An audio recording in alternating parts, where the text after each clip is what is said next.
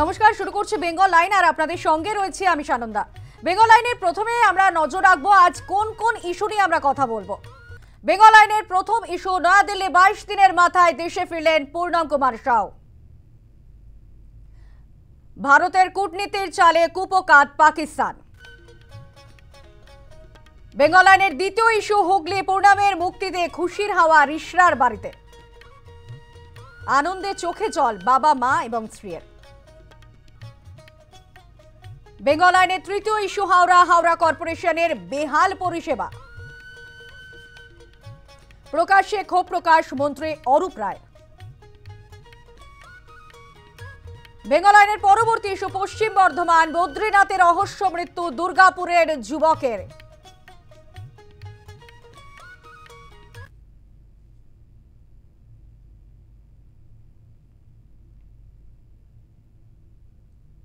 বেঙ্গল লাইনের প্রথম যে ইস্যুতে আমাদের নজর রাখতেই হচ্ছে, সকাল থেকে যে আপডেট আপনাদেরকে দেখাচ্ছি অবশ্যই অত্যন্ত তাৎপর্যপূর্ণ বিষয়, কারণ ভারত পাক এই সংঘাতের আবহে, সংঘাতের পরিস্থিতিতে পূর্ণম কুমার সাউ তিনি ঘরের ছেলে দেশে ফিরলেন। বিএসএফ জওয়ান পূর্ণম কুমার সাউ 22 দিন বন্দি থাকার পর শেষমেশ দেশে ফিরলেন। আপনারা জানেন যে আজ সকাল 10:30টায় আটারি ওয়াঘা সীমান্ত দিয়ে দেশে ফিরলেন পূর্ণম কুমার সাউ। পরিবারে অবশ্যই খুশির হাওয়া, পরিবার অপেক্ষা করছে তার জন্য, কখন চাক্ষুষ তাকে দেখবেন। কিন্তু এরই পাশাপাশি যে পরিস্থিতি এই মুহূর্তে, ভারত পাক সংঘাতের পরিস্থিতি, সেই মুহূর্তে ভারতের অবশ্যই একটা কূটনৈতিক জয়, অর্থাৎ আরও একটা কূটনৈতিক জয় বলা যেতে পারে ভারতের, এবং সেক্ষেত্রে একদম ভারতের কাছে নতি স্বীকার করলো শরীফের দেশ। এবং অন্যদিকে আরও একটা বিষয়ও কিন্তু এখানে উঠে আসছে, যেখানে সাফল্য কার সে নিয়ে কিন্তু একটা দড়ি টানাটানি চলছে। কারা ফিরিয়ে আনলেন পূর্ণম কুমার সাউকে, কারা এই সাফল্যের অংশীদার হবেন, এই নিয়েও কিন্তু একটা দড়ি টানাটানি শুরু হয়ে গিয়েছে। আমাদের সঙ্গে নিউজ রুম থেকে রয়েছেন আমাদের প্রতিনিধি চিন্ময় ভট্টাচার্য।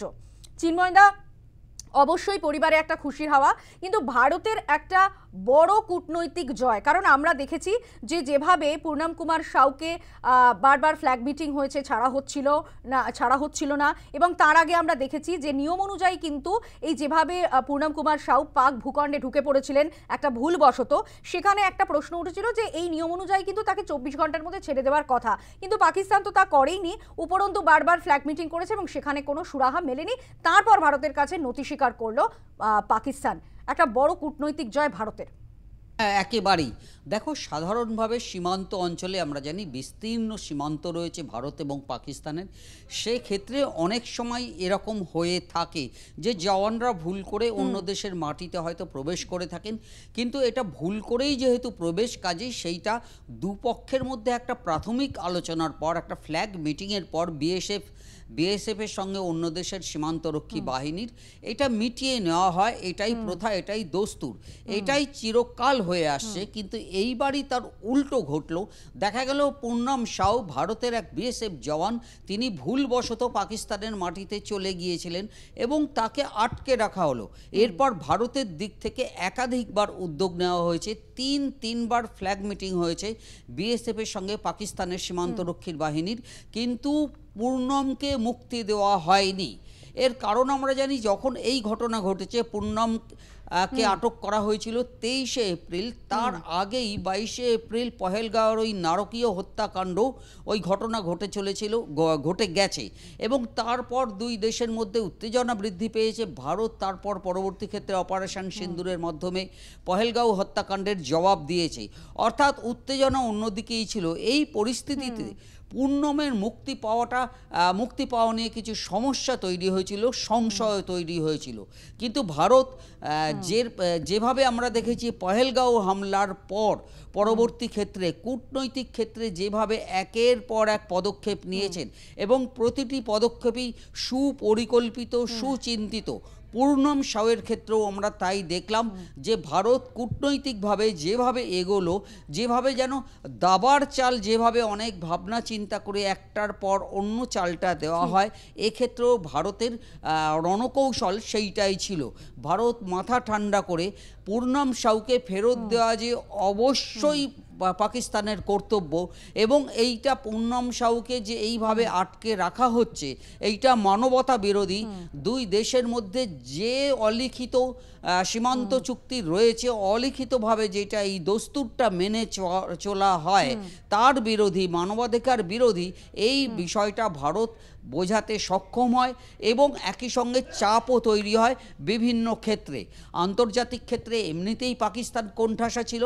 পহেলগাঁও হত্যাকাণ্ডের পর আমরা দেখেছি যে আন্তর্জাতিক ক্ষেত্রে পহেলগাঁওয়ের পর কিভাবে ভারত সমস্ত বিশ্বের কাছে পৌঁছে গেছে এবং গোটা বিশ্ব, রাষ্ট্রসংঘ সহ গোটা বিশ্ব এই হত্যাকাণ্ডের নিন্দা করেছে। এক্ষেত্রে বাড়তি চাপ হয়ে গেছিল পূর্ণমকে আটকে রাখা। এই গোটা পরিস্থিতিটাই সাহায্য করেছে।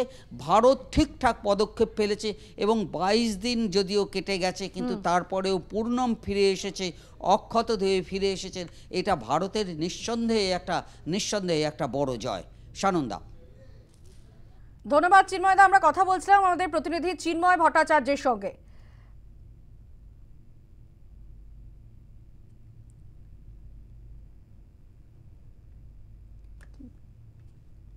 প্রাক্তন বিএসএফ এর ডিআইজি এসকে মিত্র কি বলেছেন এই প্রসঙ্গে শোনাবো।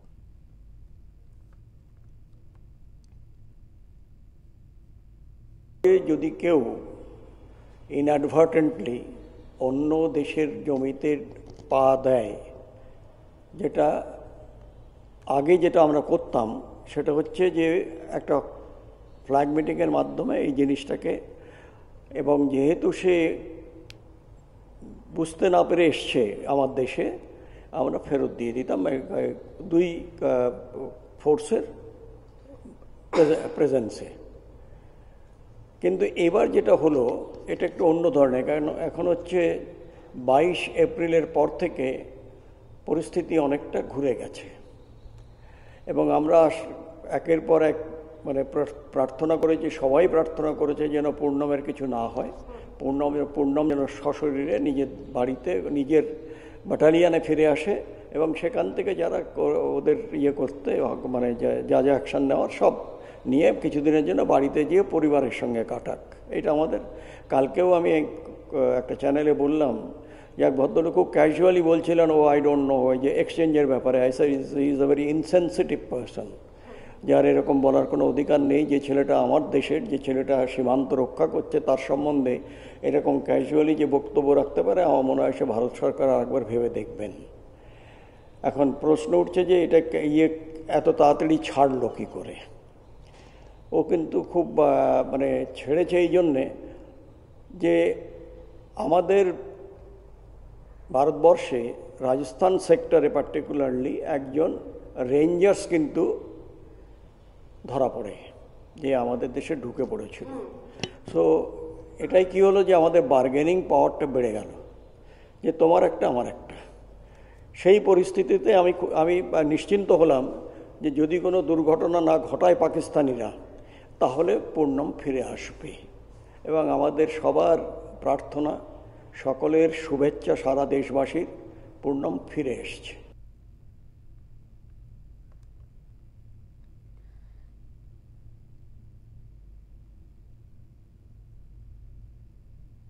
22 দিন পর ফিরছেন পূর্ণম কুমার সাউ। উৎকণ্ঠা, উদ্বেগের অবসান, পরিবারে খুশির হাওয়া এবং শেষ পর্যন্ত যে কথা আপনাদের জানাচ্ছিলাম যে ভারতের কাছে নতি স্বীকার করলো পাকিস্তান এবং অবশ্যই পরিবারের কাছে উৎকণ্ঠার অবসান। আমরা এই খবর নিয়ে ফিরছি একটা ব্রেকের পর, সঙ্গে থাকুন। বেঙ্গল আইনে এবার যে ইস্যুর দিকে আমরা নজর রাখবো, ইতিমধ্যেই আপনারা প্রত্যেকেই জানেন যে 22 দিন পর অবশেষে ঘরের ছেলে দেশে ফিরেছেন। পূর্ণমের মুক্তিতে খুশির হাওয়া রিশরার বাড়িতে, আনন্দে চোখে জল বাবা, মা এবং স্ত্রীর। উৎকণ্ঠা, উদ্বেগের অবসান, দেশে ফিরেছেন পূর্ণম কুমার সাউ। এবার ঘরে ফেরার পালা। ঘরের ছেলে ঘরে ফিরবেন কখন, এ নিয়ে কিন্তু এখনো একটা উত্তেজনা রয়েছে। পরিবারে খুশির হাওয়া, আবারও দেশের কাজে যাবে পূর্ণম, এখনো তার পরিবার কিন্তু এটাই বলছে। এতটা উৎকণ্ঠা, এতটা উদ্বেগের মধ্যে থেকেও দেশ রক্ষায় অবিচল ছেলে আবারও দেশের কাজে যাবেন পূর্ণম, এমনটাই কিন্তু পরিবার তাঁরা বলছেন। পূর্ণম কুমার সাউয়ের স্ত্রীকে ফোন করেছেন মুখ্যমন্ত্রী মমতা বন্দ্যোপাধ্যায়। নজর রাখবো। ভালো রাখো। অনেক অনেক আপনাকে ধন্যবাদ। দেখুন, আপনি, কল্যাণ স্যার, আমাদের যে চেয়ারম্যান আছেন বিজয় মিশ্রা স্যার, সবাই খুব সাপোর্ট করেছে ম্যাডাম। আপনাদের ছাড়া আমার মনে হচ্ছিল না এটা পসিবল হতো। আমি যেখানে ঘুরেছিলাম সেখান থেকে ফিরে আসার জায়গা ছিল না, আমি তো আপনাকে বলে দিয়েছিলাম ভালো আছে। আচ্ছা আচ্ছা, হ্যাঁ ম্যাডাম, দেখুন আপনার কথায় তো আপনি আমাকে বললেন কি আপনাকে কোথাও যাওয়া দরকার নেই, আপনি ঘরে থাকুন, আমি ঠিক ওনাকে নিয়ে আসবো। আর দেখুন, আপনি আমার সাথে 3 দিন কথা বললেন ম্যাডাম, আজ 4th ডে উনি চলে এসেছেন। হ্যাঁ, আমি আপনাকে ফোন করেছিলাম সকালে, হ্যাঁ। খারাপ বলে ধরেনি, কিন্তু আমি যখনই শুনেছি রিলিজ হয়ে গেছে আমি তখনই ফোন করেছি। না ম্যাডাম, অ্যাকচুয়ালি আমার আজকে ফোন খারাপ হয়ে গেছে আর অনই হচ্ছে না। নো প্রবলেম, ঠিক আছে। আপনারা এখন একটু হাসিতে থাকুন। আমাদের সঙ্গে সরাসরি রয়েছেন আমাদের প্রতিনিধি তাপস রাহা। তাপস, সকাল থেকেই তুমি আমাদের যে ছবি তুলে ধরেছো, পরিবারে খুশির হাওয়া, বাবা মা এবং স্ত্রী প্রত্যেকেই আপ্লুত। এবার ঘরের ছেলেকে কখন চাক্ষুষ দেখবেন সেই অপেক্ষা রয়েছে। অবশ্যই অপেক্ষার অবসান। যেভাবে আমরা দেখেছি পূর্ণম কুমার সাউ এর স্ত্রী রজনী সাউ ছুটে গিয়েছিলেন অন্তঃসত্ত্বা অবস্থাতেও বিএসএফ এর হেডকোয়ার্টারে, এবং তারপরে অপেক্ষার অবসান ঘটল আজ। দেশে ফিরেছেন পূর্ণম কুমার সাউ। এবার কিছু সময়ের অপেক্ষা, কি বলছে পরিবার?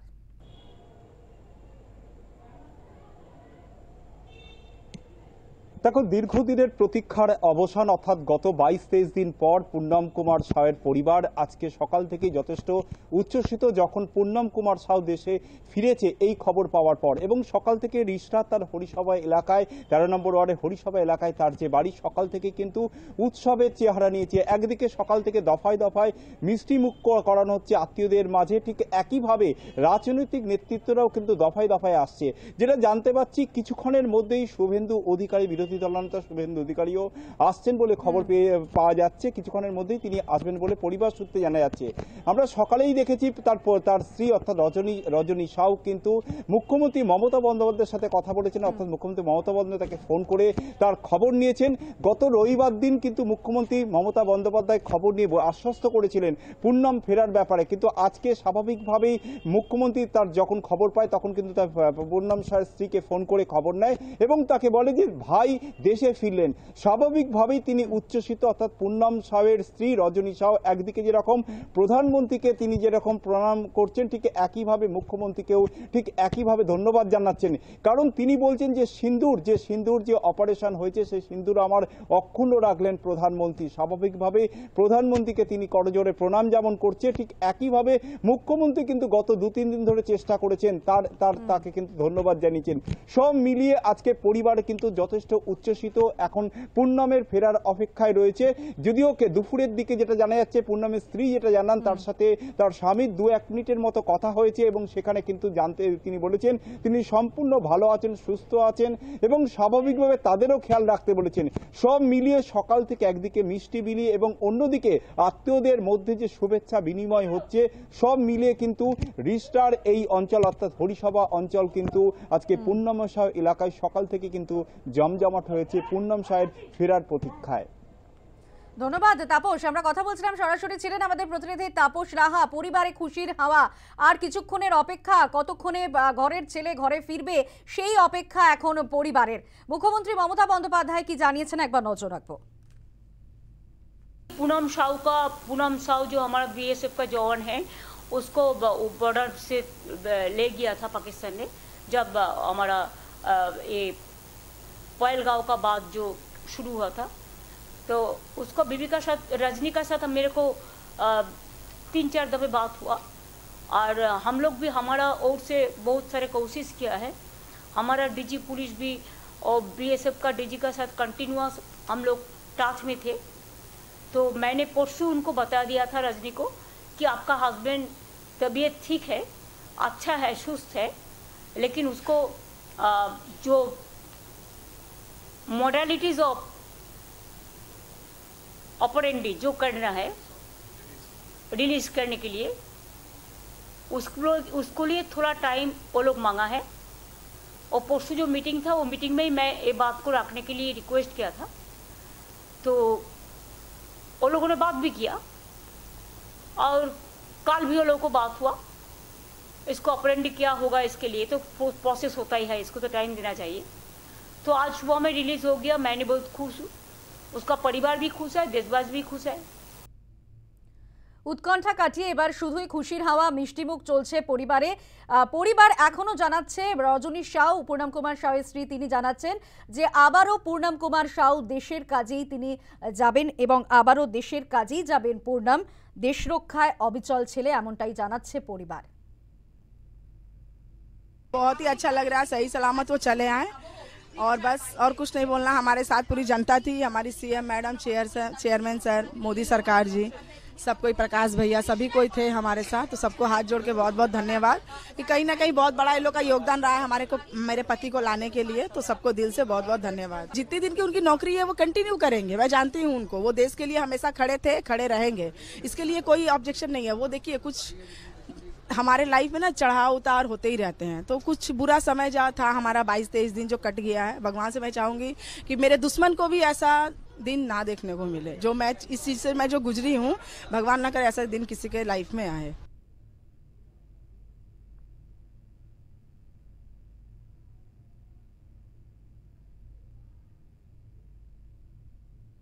কাশ্মীর সংক্রান্ত আরো খবর নিয়ে ফিরছি একটা বিরতির পর, সঙ্গে থাকুন।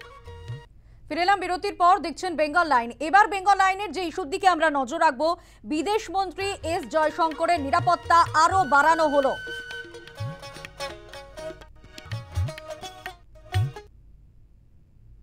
ইতিমধ্যেই আপনারা জানেন যে বিদেশমন্ত্রী এস জয়শঙ্করের কনভয়ে আরও একটি বুলেট প্রুফ গাড়ি থাকবে, এমনটাই কিন্তু জানা গিয়েছে। নিরাপত্তা আরও বাড়ানো হলো বিদেশমন্ত্রী এস জয়শঙ্করের। একই সঙ্গে তার দিল্লির বাড়িতেও নিরাপত্তা আরও আঁটোসাঁটো করা হলো। ভারত পাক উত্তেজনার আবহেই বাড়ল নিরাপত্তা, বিদেশমন্ত্রী এস জয়শঙ্করের নিরাপত্তা বাড়ানো হলো। এস জয়শঙ্করের কনভয়ে এবার থাকবে অতিরিক্ত একটি বুলেট প্রুফ গাড়ি। নিরাপত্তা বাড়ানো হলো বিদেশমন্ত্রীর বাসভবনের। ভারত পাক উত্তেজনার আবহে একই সঙ্গে তার দিল্লির বাড়িতে নিরাপত্তা আরও আঁটোসাঁটো করা হলো। আপনারা জানেন যে অপারেশন সিন্দুরে গুরুত্বপূর্ণ ভূমিকা পালন করেছেন বিদেশমন্ত্রী এস জয়শঙ্কর। বারে বারেই আমরা দেখেছি নিরন্তর যে বৈঠক হয়েছে, নিরাপত্তা বিষয়ক কমিটির বৈঠক, বিভিন্ন বৈঠকেই কিন্তু তিনি অংশ নিয়েছেন এবং সেখানে একটা বড়সড় ভূমিকা ছিল তারপরেই আমরা দেখলাম বিদেশমন্ত্রী এস জয়শঙ্করের নিরাপত্তা বাড়ানো হলো।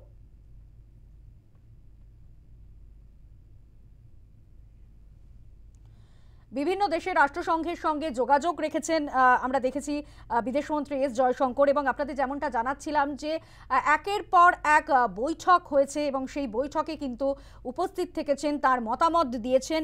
সিদ্ধান্ত নেয়ার ক্ষেত্রেও কিন্তু বিদেশমন্ত্রী এস জয়শঙ্করের ভূমিকা অনেকটাই গুরুত্বপূর্ণ ছিল এই সিন্দুর অপারেশনের ক্ষেত্রে।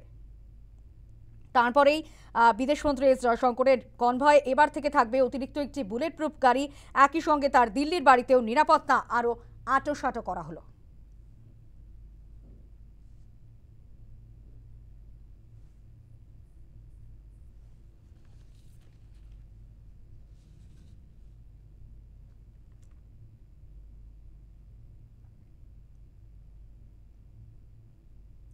কাশ্মীর ইস্যু নিয়ে আমরা ফিরছি একটা বিরতির পর, সঙ্গে থাকুন। ফিরে এলাম বিরতির পর, দেখছেন বেঙ্গল লাইন। এবার যে ইস্যুর দিকে নজর রাখবো, আপনারা জানেন যে ইতিমধ্যে কিন্তু সোপিয়ানের জঙ্গলে আমরা জানি যে গতকালই 3 জঙ্গি নিকেশ হয়েছে এবং তারপরেই কিন্তু উদ্ধার হয়েছে তাদের কাছ থেকে বিপুল পরিমাণ অস্ত্র। গতকাল সোপিয়ানে খতম হয় 3 জঙ্গি এবং তারপরেই কিন্তু আমরা দেখলাম যে সেখান থেকে উদ্ধার হয়েছে বিপুল পরিমাণ আগ্নেয়াস্ত্র। 2টি AK-47 উদ্ধার হয়েছে এবং আমরা দেখেছি গ্রেনেড, ওয়াকি টকি এবং এরই পাশাপাশি কিছু নগদ উদ্ধার হয়েছে, মোবাইল উদ্ধার হয়েছে। সোপিয়ানে উদ্ধার বিপুল অস্ত্র। কাশ্মীরের সেনা অপারেশনে খতম 3 জঙ্গি লস্কর জঙ্গির কাছ থেকে মিলল বিপুল পরিমাণের আগ্নেয়াস্ত্র। ধৃতের কাছ থেকে মিলেছে 2টি AK-47, প্রচুর কার্তুজ, গ্রেনেড, ওয়াকি টকি এবং এরই পাশাপাশি নগদও মিলেছে এবং মোবাইলও উদ্ধার হয়েছে।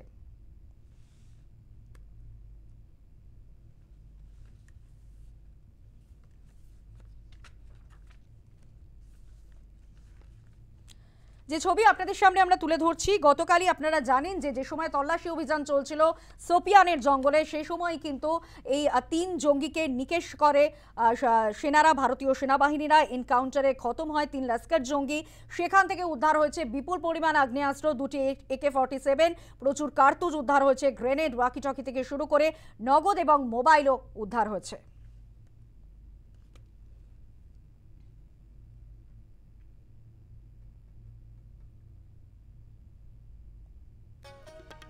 এবার আমরা যে বিরতির পর যে ইস্যুর দিকে আমরা নজর রাখবো, হাওড়া কর্পোরেশনের বেহাল পরিষেবা নিয়ে ক্ষোভ প্রকাশ করলেন রাজ্যের মন্ত্রী অরূপ রায়।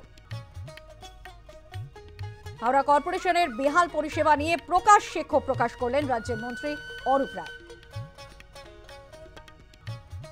আমরা বিরতির পর এই নিয়ে ফিরছি, সঙ্গে থাকুন। ফিরে এলাম বিরতির পর, দেখছেন বেঙ্গল লাইন। এবার বেঙ্গল লাইনের যে ইস্যুতে আমরা নজর রাখবো, হাওড়া কর্পোরেশনের বেহাল পরিষেবা নিয়ে প্রকাশ্যে ক্ষোভ প্রকাশ করলেন রাজ্যের মন্ত্রী অরূপ রায়। আগামী বিধানসভা নির্বাচনের আগে কর্পোরেশনের এই খামতি প্রসঙ্গে তাঁর এই মন্তব্য খুবই তাৎপর্যপূর্ণ বলে মনে করছে রাজনৈতিক মহল।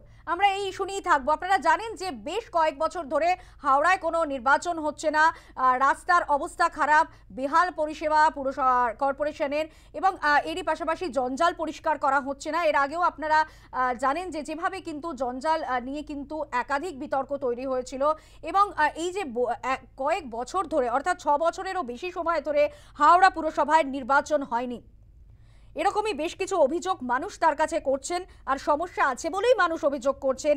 এই নিয়ে কিন্তু কটাক্ষ করা হয়েছে বিজেপির তরফেও। হাওড়া কর্পোরেশনের বেহাল পরিষেবা নিয়ে প্রকাশ্যে ক্ষোভ প্রকাশ করলেন রাজ্যের মন্ত্রী অরূপ রায়। প্রায় 6 বছরের বেশি সময় ধরে হাওড়া পুরসভায় কোনো নির্বাচন হয়নি, ফলে রাজ্য সরকারের পক্ষ থেকে দফায় দফায় প্রশাসক বদল করা হয়েছে। গত 3 বছর ধরেই প্রশাসক মণ্ডলীর চেয়ারম্যান সুজয় চক্রবর্তীর নেতৃত্বে কর্পোরেশন চলছে।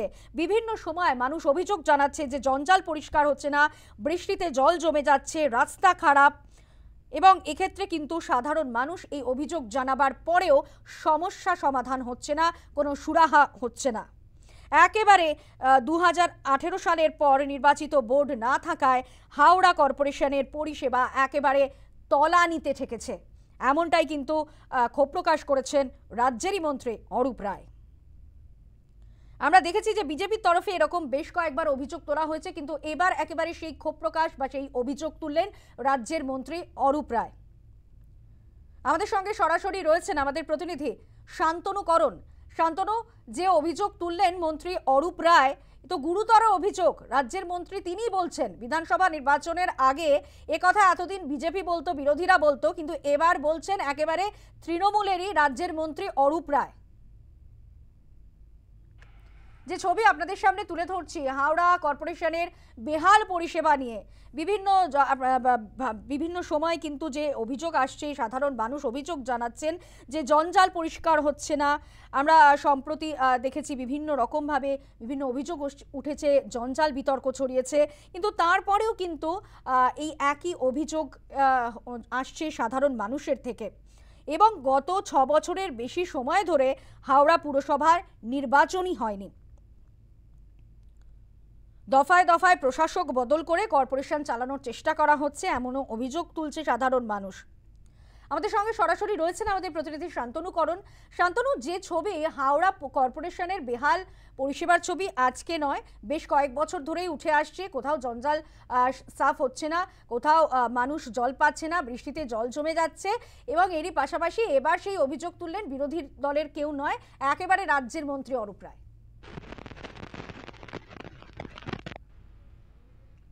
একেবারেই দেখো, দীর্ঘ প্রায় 6.5 বছর হতে 2018 সালের ডিসেম্বর মাসের 10 তারিখ যে সর্বশেষ নির্বাচিত যে বোর্ড ছিল, সেটা তৃণমূল পরিচালিত বোর্ড ছিল কর্পোরেশনে, সেটার মেয়াদ উত্তীর্ণ হয়। তারপর থেকে প্রায় 6.5 বছর হতে চলবে, কোনো নির্বাচন হয়নি কর্পোরেশনে। এর মধ্যে এই পিরিয়ডে এই নির্বাচন যেহেতু হয়নি, বিভিন্ন সময় বারে বারে বিরোধীদের পক্ষ থেকে নাগরিক কিন্তু একটা সমস্যা, অর্থাৎ যেখানে মাঝখানে কোভিড পিরিয়ড গেছে, সেটাকে বাদ দিয়ে পরবর্তীতে। শান্তনু, তুমি সঙ্গে থাকো, আমরা এই মুহূর্তে নজর রাখবো মন্ত্রী অরূপ রায় তিনি কি জানিয়েছেন।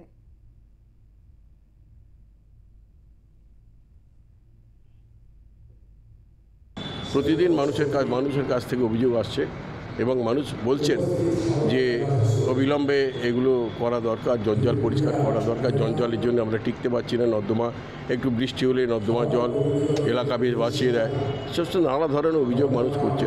সেই কারণে আমি কথাগুলো সেখানে সকলকে পেয়েছি, সেখানে কমিশনার থেকে আরম্ভ করে আমাদের চেয়ারম্যান, বোর্ড অফ অ্যাডমিনিস্ট্রেটর, সমস্ত সদস্যরা, কর্পোরেশনের যারা ইঞ্জিনিয়ার, যারা কর্পোরেশনের স্টাফ, কর্পোরেশনের কর্মচারী যারা এই সমস্ত কাজের সঙ্গে যুক্ত থাকেন, তাদের সকলকে পেয়েছিলাম বলে সকলের সামনে বলেছি কথাগুলো, যে এগুলোও জরুরি, এগুলো করতে হবে, করা দরকার। যেখানে আমরা মানুষের কাছে প্রতিদিন আমাদের অভিযোগ আসছে, অভিযোগ করছেন মানুষ, সেগুলো অবিলম্বে দ্রুততার সঙ্গে করতে হবে।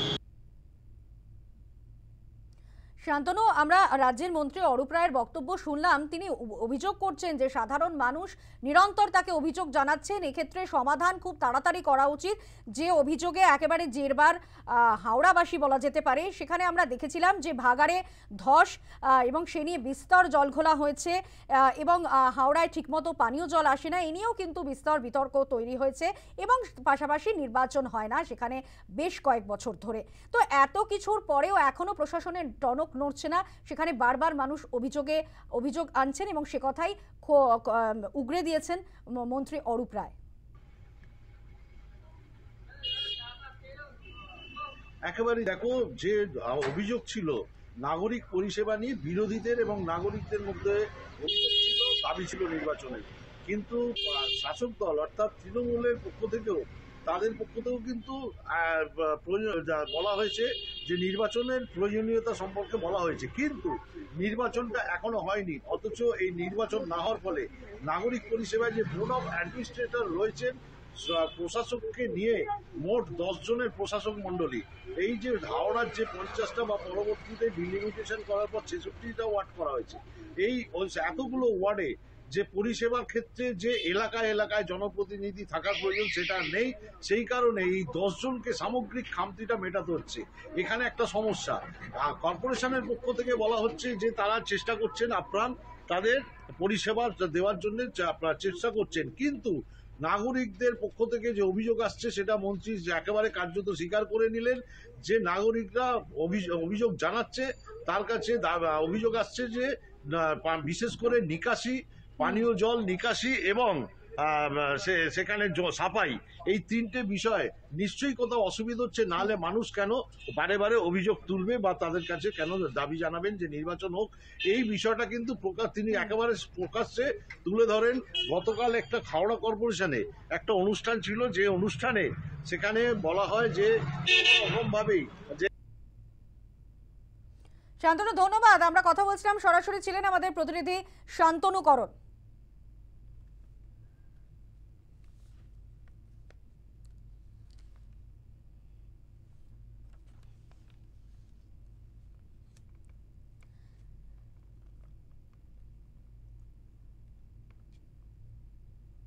বেঙ্গল আইনের এবার যে ইস্যুর দিকে আমরা নজর রাখবো, পশ্চিম বর্ধমান বদ্রীনাথের রহস্য মৃত্যু, দুর্গাপুরের যুবকের, আরো এক বাংলার ছেলের মৃত্যু। এই খবর নিয়ে আমরা ফিরছি একটা বিরতির পর, সঙ্গে থাকুন। আরো এক বাংলার যুবকের মৃত্যু, আপনারা দেখছেন বেঙ্গল আইন এবং বিরতির পর যে ইস্যুতে আমরা নজর রাখবো, দুর্গাপুরের যুবকের মৃত্যু হলো, বদ্রীনাথের রহস্য মৃত্যু দুর্গাপুরের যুবকের। পাইন গাছে ঝুলন্ত দেহ উদ্ধার হয় দুর্গাপুরের যুবকের। চাঞ্চল্য এলাকায়, মৃত যুবকের নাম প্রীতম মজুমদার। যে ছবিতে আমরা নজর রেখেছি, বদ্রীনাথের রহস্য মৃত্যু দুর্গাপুরের যুবকের। চাকরির বিষয়ে কথা বলতে বেরিয়েছিলেন এবং তারপর তার খোঁজ পাওয়া যাচ্ছিল না এবং এরপরেই উত্তরাখণ্ডের পুলিশ খবর দেয় এবং তার দেহ উদ্ধার হয় এবং তার দেহ উদ্ধারকে ঘিরে চাঞ্চল্য তৈরি হয়েছে। আমাদের সঙ্গে সরাসরি রয়েছেন আমাদের প্রতিনিধি বিশ্বজিৎ ঘোষ। বিশ্বজিৎ, আবারও এক বাংলার যুবকের মৃত্যু, এভাবে উত্তরাখণ্ডের পুলিশ খবর দেয় যে তার দেহ উদ্ধার হয়েছে। চাকরির বিষয়ে তিনি বাড়ি থেকে বেরিয়েছিলেন, হঠাৎ করে কি এমন হলো যেখানে এভাবে এরকম একটা খবর এলো?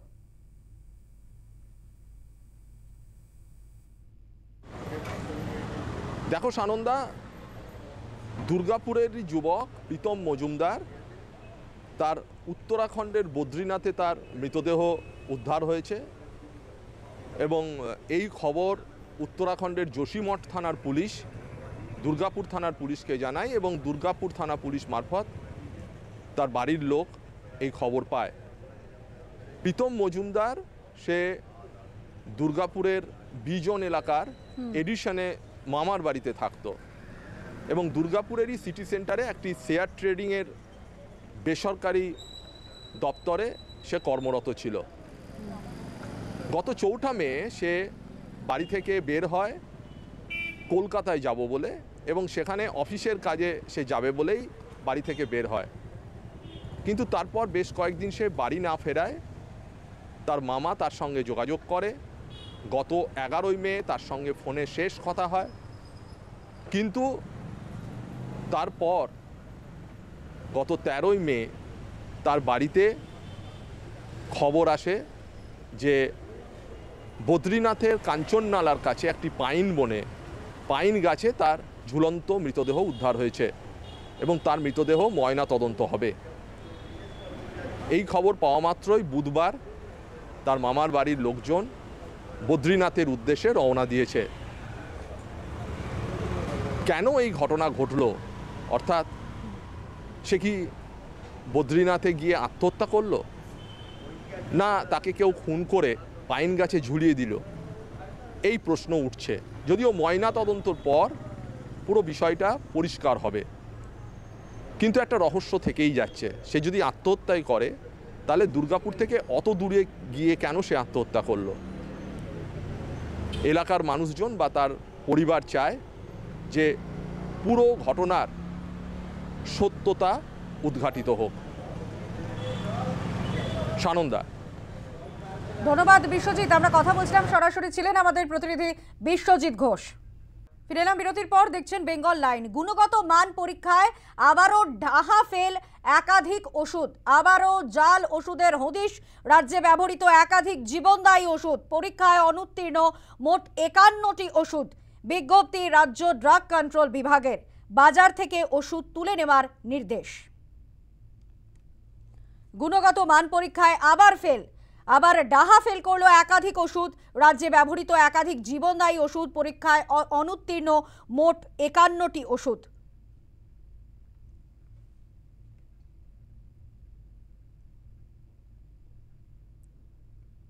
বেঙ্গল লাইন এখন এই পর্যন্তই। বাংলার যে কোনো গুরুত্বপূর্ণ খবরের জন্য অবশ্যই নজর রাখুন ঠিক সন্ধ্যে 7টায় বেঙ্গল লাইনে। এরপর দেখুন নিউজ এক্সপ্রেস এবং তারপরে নেশন টাইম। দেখুন পম্পের সঙ্গে।